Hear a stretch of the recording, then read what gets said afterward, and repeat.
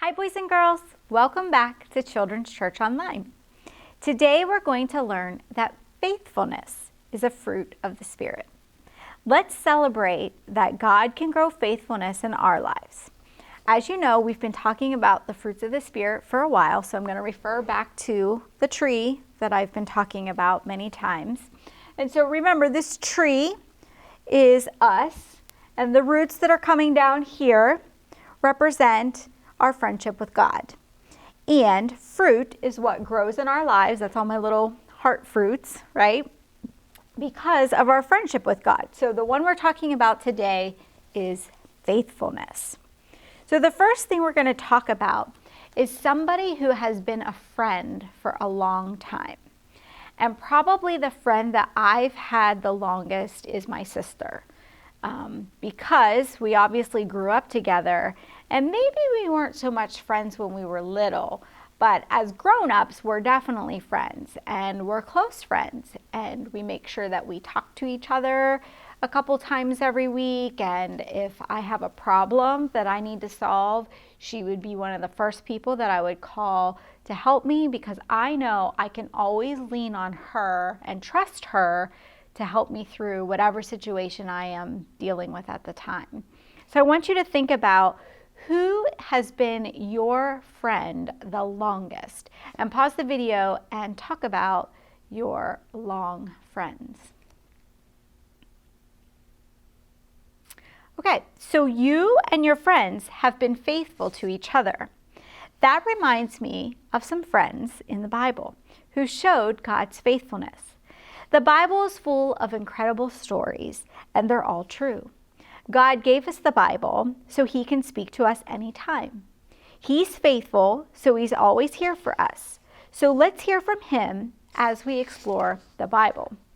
We're going to be doing things a little bit differently today. We are learning about faithfulness being one of the fruits of the Spirit, and our Bible story is about faithful friends who showed God's faithfulness to each other. So to find out what happened in today's story, instead of me reading it to you, I have some friends that are going to act out the story for you. So watch this and then we'll talk about it.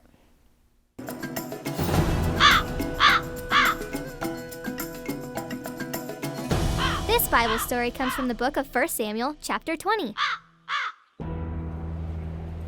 Jonathan and David were great friends. We're such good friends, Jonathan. I can't believe it. I know. We're like the best friends ever. Jonathan's dad was the King Saul, kind of a grumpy dude. I'm King Saul. Yep, a grumpy dude.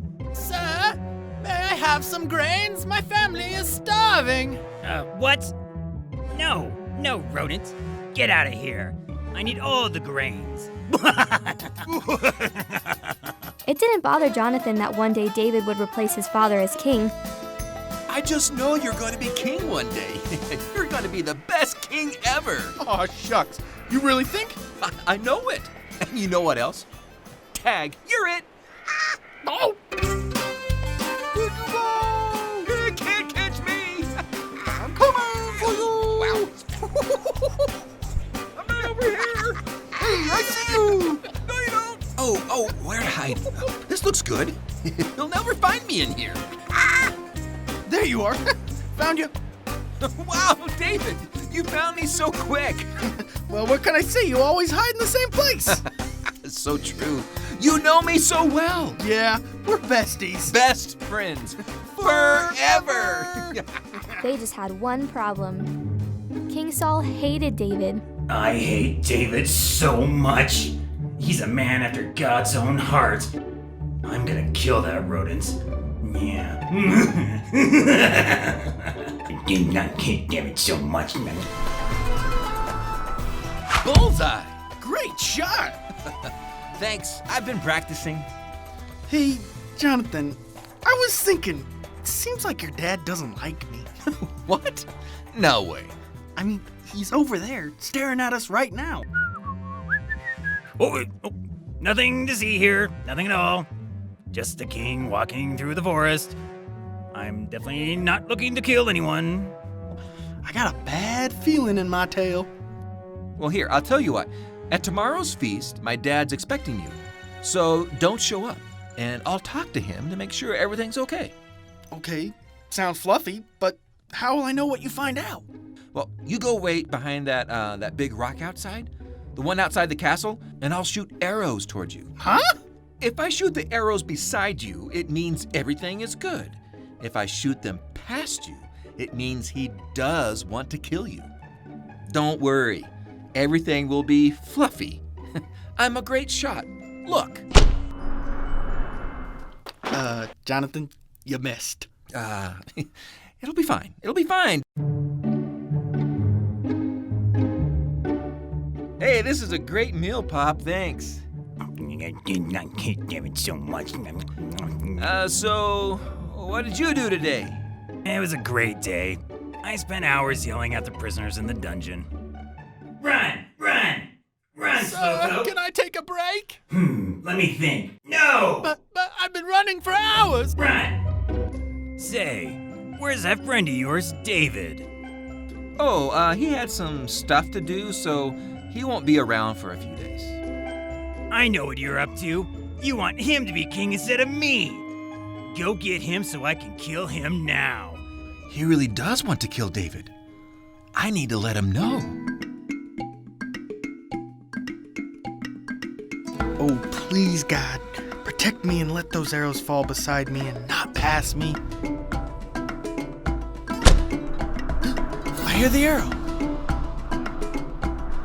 Oh, no, it went past me, and that means Saul wants to kill me. Through the years, Jonathan protected David, and they stayed best friends.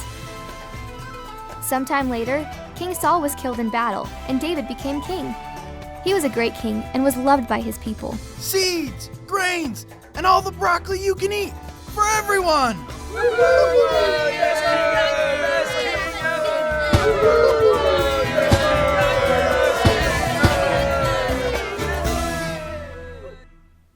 So, what did you think of my friends telling you the story? I bet you weren't expecting hamsters and gerbils, right? Well, David and Jonathan weren't rodents either, or any other kind of animal, but they were faithful to each other. Jonathan protected David and was a faithful friend. Faithfulness is a fruit of the Spirit.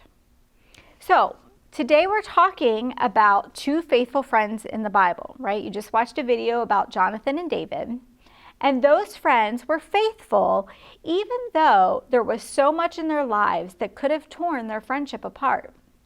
Let's do a little separation experiment and watch for reminders of Jonathan and David's strong friendship.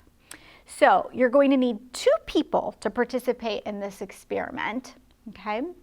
And one person needs to take their hands and make them into fists and put them stacked like this, one on top of the other. It doesn't matter which hand is on top and which one is on the bottom, but go ahead, have one person do that, okay?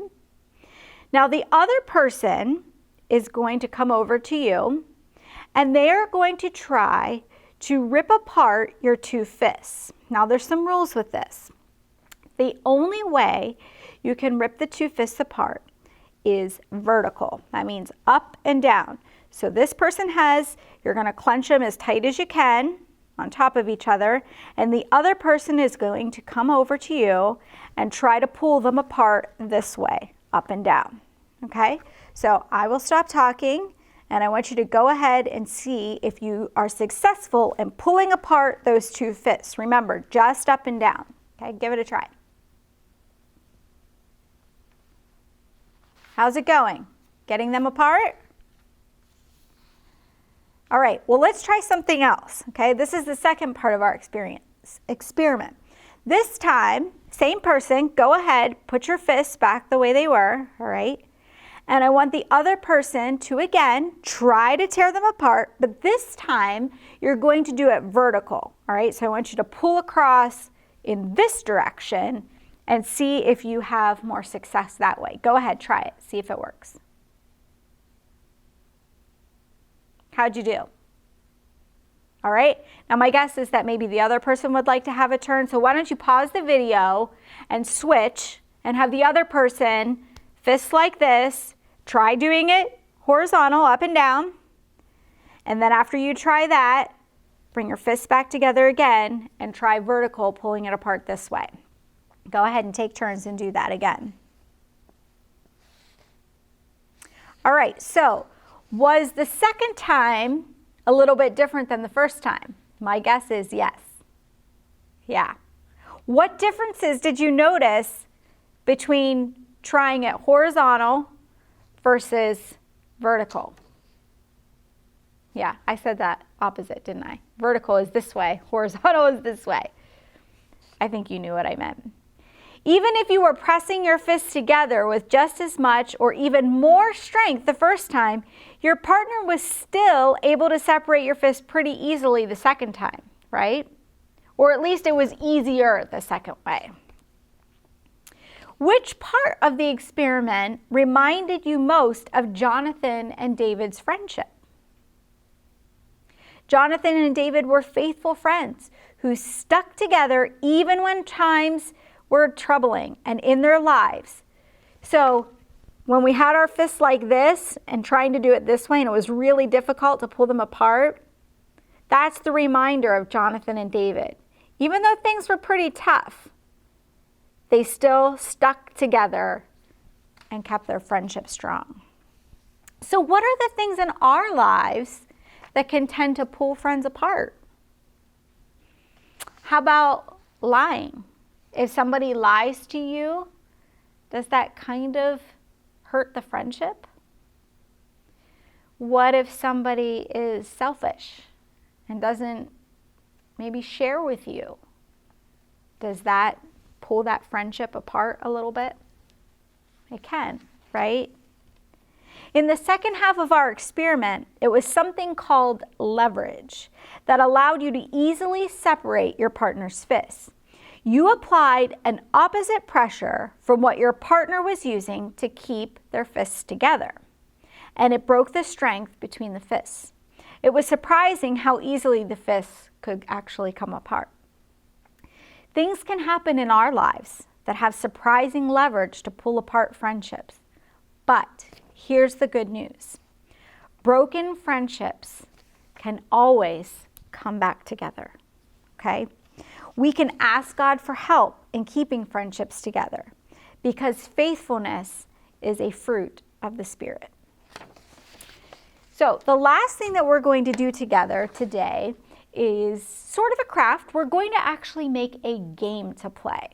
So in order to do this craft, you only need some very simple things, okay? Piece of paper, any paper will do, just about any size and color too. A ruler, if you want to make it really nice and neat. If you don't care so much about that, you wouldn't even need to have the ruler. Something to write with. I'm choosing a Sharpie so that I can make it easy for you to see at home, but you can use a crayon, a colored pencil, a regular pencil, a pen, anything like that. And then you will need some game pieces. So I chose some really colorful pom-pom sparkle balls, okay? You're going to need to have 6 of 2 different colors, okay?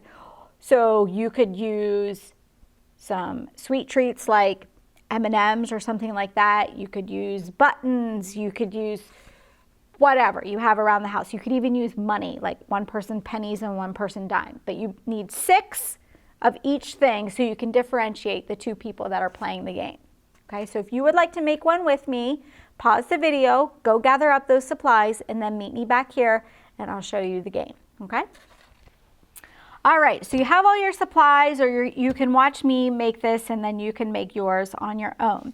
So I'm going to be making a tic-tac-toe board, which is probably something that you have been familiar with before, and if not, well, then here's your chance to learn something new.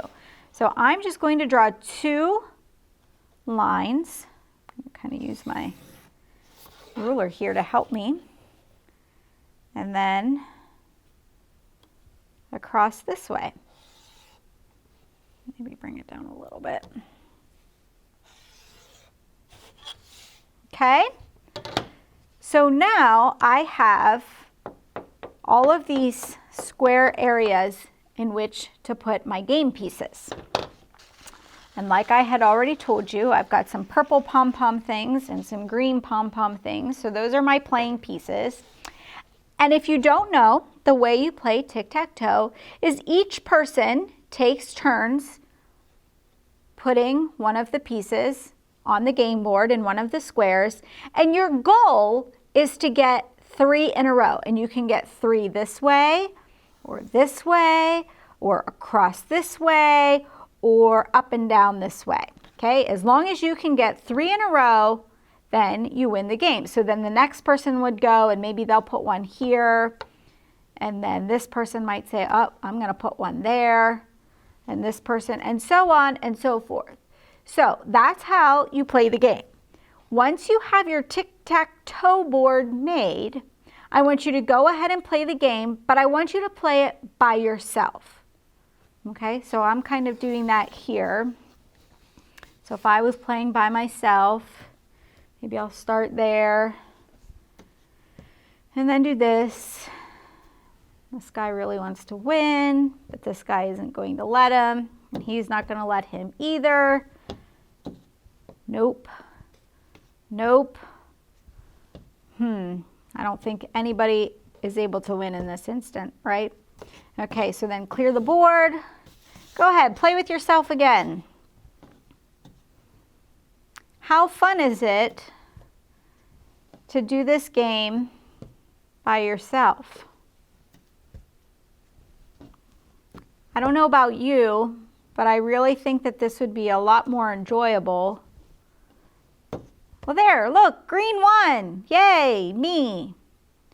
This sure would be a lot more fun if I had somebody else to play with, right?